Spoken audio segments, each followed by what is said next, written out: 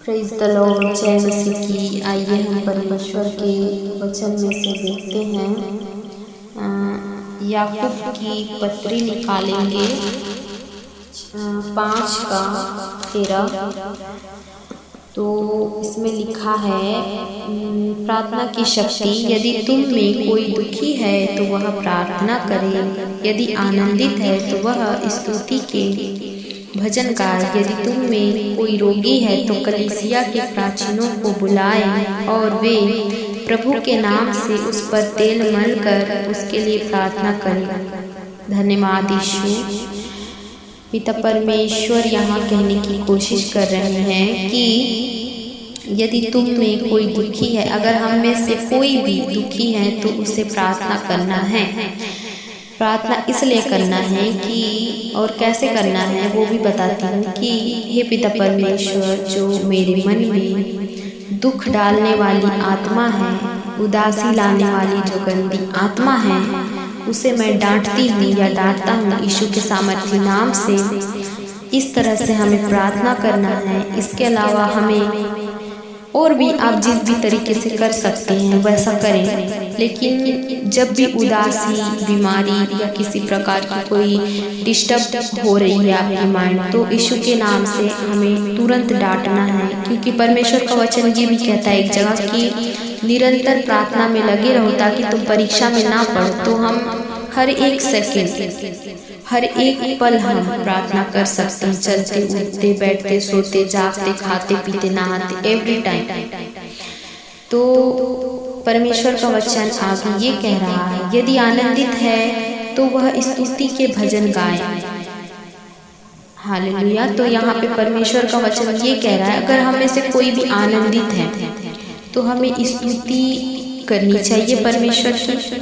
और परमेश्वर का वचन एक जगह ये भी कहता है कि प्रभु में आनंदित रहो। तो हमें हमेशा प्रभु में आनंदित रहना है, क्योंकि हमें हमेशा एक स्माइल के साथ रहनी चाहिए हमारी फेस, ताकि शैतान जब हमें देखे तो वो दूर से ही भाग निकले। क्योंकि हमारा जो शरीर है पवित्र आत्मा की मंदिर है और हमें इसे पवित्र रखना है, अच्छे से रखना है, हिफाजत के साथ और हंसी खुशी के साथ। हमारे शरीर में, चेहरे पे, जीवन में उदासी नहीं छाई होनी चाहिए, क्योंकि प्रभु हमेशा चाहते हैं कि हम खुश रहें, आनंदित रहें और स्तुति भजन प्रार्थना आराधना उपवास में हमेशा लगे रहें।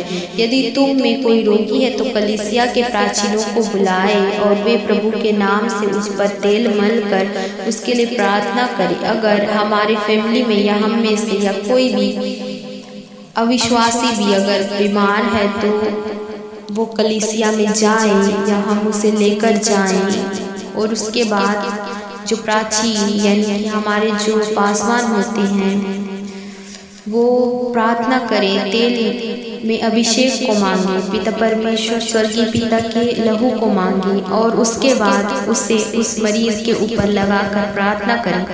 और विश्वास की प्रार्थना के द्वारा रोगी बच जाएगा और प्रभु उसको उठाकर खड़ा करेगा। आमीन। तो यहाँ परमेश्वर कह रहे हैं कि विश्वास के द्वारा अगर हम थोड़ी सी भी विश्वास करते हैं तो हम किसी भी बड़ी परिस्थिति से भी निकल सकते हैं, खराब परिस्थिति को हम टाल सकते हैं यीशु मसीह के नाम से। आगे देखेंगे, और यदि उसने पाप भी किए हैं तो उनकी भी क्षमा हो जाएगी, क्योंकि हमारे जो पिता परमेश्वर यीशु मसीह जी है वो क्षमा करना सिखाते हैं, हमें सदैव प्रेम करना, एक दूसरे से प्रेम रखना, एक दूसरे के लिए प्रार्थना करना, दुश्मनों के लिए भी प्रार्थना करना सिखाते हैं। इसलिए तुम आपस में एक दूसरे के सामने अपने अपने पापों को मान लो और एक दूसरे के लिए प्रार्थना करो। आमीन। जिससे चंगे हो जाओ। तो अगर हम एक दूसरे की अपराधों को क्षमा करते हैं और अपने पापों को मान लेते हैं और दोबारा अगर नहीं करते तो हमारे पाप क्षमा किए जाएंगे। और छोटी मोटी कोई भी तकलीफ हो अगर हमारे शरीर में तो वो यीशु के नाम से चली जाएगी, हम चंगे हो जाएंगे। धर्मी जन के प्रार्थना के प्रभाव से बहुत कुछ हो सकता है। धर्मी जन जो खराई से सच्चाई से चलते हैं परमेश्वर के वचन में, उनकी प्रार्थना से बहुत कुछ हो सकता है। एलिय्याह भी तो हमारे समान दुख सुख भोगी मनुष्य था और उसने गिड़गिड़ा कर प्रार्थना की कि मेघ न बरसे और 3.5 वर्ष तक भूमि पर मेघ नहीं बरसा। हालेलुया। फिर उसने प्रार्थना की तो आकाश से वर्षा हुई और भूमि फलवंत हुई। तो अगर हम प्रार्थना करें विश्वास के साथ तो कैसी भी हमारी समस्या क्यों ना हो वो सॉल्व हो जाएगी। हे मेरे भाइयों, यदि तुम में से कोई सत्य के मार्ग से भटक जाए और कोई उसको फेर लाए तो वह यह जान ले कि जो कोई किसी भटके हुए पापी को फेर लाएगा वह एक प्राण को मृत्यु से बचाएगा और अनेक पापों पर पर्दा डालेगा। आमीन। तो अगर कोई भी मनुष्य हमारा मित्र या कोई भी भाई हमारा अगर किसी पाप में गिरा हुआ है, अगर हम उसे माफ़ कर देते हैं या उसे परमेश्वर के वचन की ओर उसे समझा बुझा कर वापिस ले आते हैं तो हम एक आत्मा को, जाहिर सी बात है, पाप में गिरने से, नरक में जाने से, अंधकार में जाने से बचा लेंगे। तो परमेश्वर इन सभी वचनों के द्वारा आप सभी को आशीषित करें। आमीन।